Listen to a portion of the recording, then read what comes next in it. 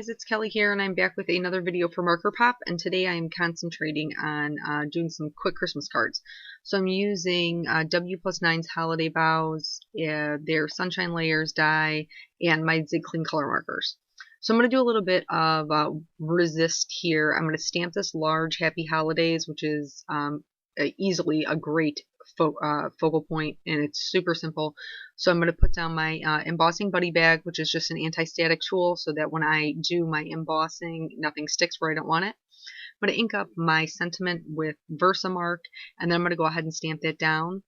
I'm using my Misty just because I'm stamping 3 cards that are exactly the same size, and I won't have to mess around with placement. I can just open and shut the door. And I did one with white embossing powder. And this is, I don't even know what this is because I just dumped it in the bucket like forever ago. And then I'm going to do silver embossing powder.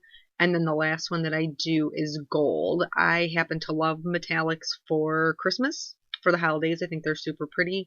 So it's pretty much the only time of the year I use them. And so I just try to get the mileage out of them that I can. So after I have dumped that embossing powder on and cleaned up my area, I'm going to go ahead and heat emboss them.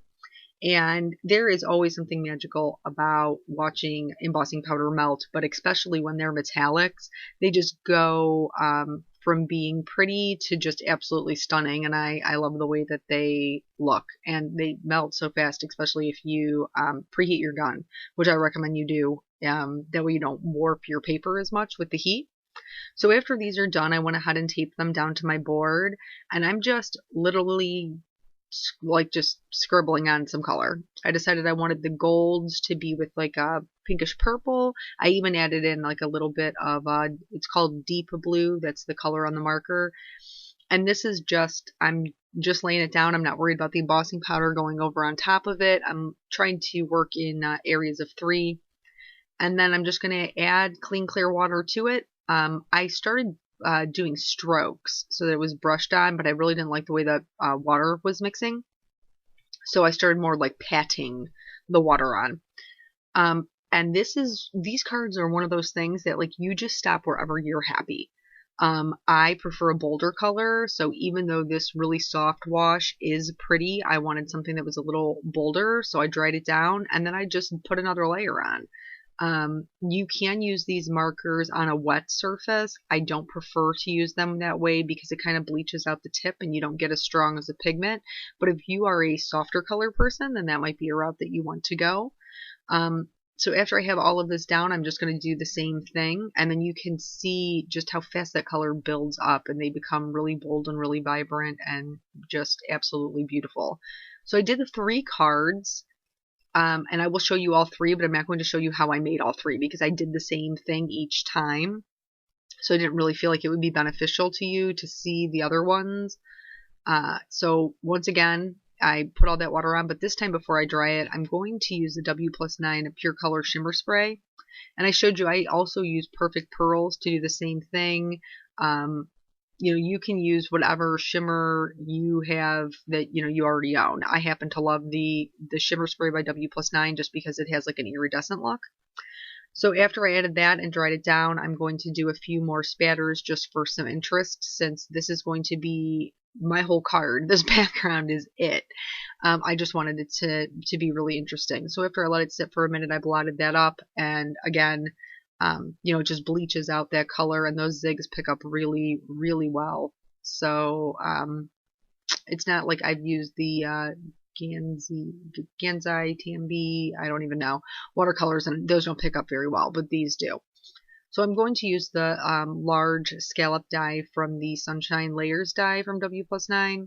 You could have left them the way that they were, and they had a beautiful little white border, but I decided that I wanted to again, make it a little more interesting because this is my whole card right here. You're looking at it. And so again, just stop wherever you want to stop, wherever makes you happy. I wanted to make this pop a little more, and as you can see, I had a problem. Sometimes if Copic markers have too much ink in them, they will do exactly what you just saw. They will dump ink onto your card. I was very fortunate. I know you're probably thinking, like, what do you mean you were very fortunate? Because this is crazy. It just dumped ink all over your card. I was very fortunate it was this background because I already have that blue and navy in the background. So a little bit of a bluish gray wasn't anything that was going to be a huge deal. I just hit it with my 0 marker and lightened it up as much as I could. And it really does in real life, as well as you'll see the finished photo of it. It blended in pretty nicely. I did have to go over it twice, but you want to let those areas dry in between.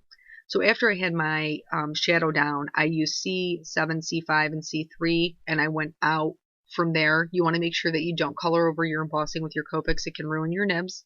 But after I did that, I just added a little bit of a white highlight on the opposite side, and this just gives it a little more dimension. I added some gold and clear sequins to it, just a little more shine, a little more interest. You know, you always want to try to do what you can to make a clean and simple card, at least interesting. And, you know, that was pretty much the card. I mounted it on a 4 by 5 1/4 white card base, and I called it a day. So I'll show you each of the panels here. This is the one that you've seen me working on throughout the whole video. And then I also did a blue and green one. I used more blues than green. I really only used one, like yellow, green. And this is with the silver embossing powder. I used silver sequins and clear sequins on this one. And then the last one is super bright and is my favorite.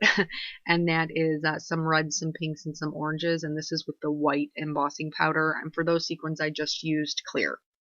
So thank you so much for joining me, and I hope you guys have a wonderful week. I will catch you later. Bye.